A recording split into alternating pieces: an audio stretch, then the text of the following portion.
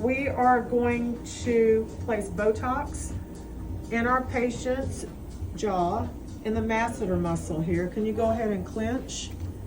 And I can feel it when he clenches. It's hard as a rock.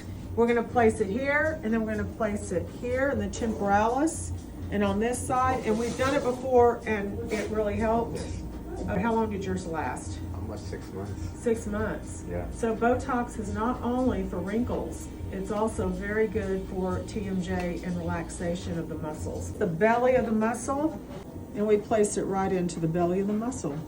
You can see that belly of that muscle going, please feed me with Botox.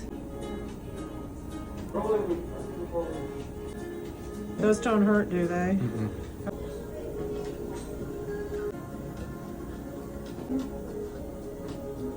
Get rid of your stress. Yes.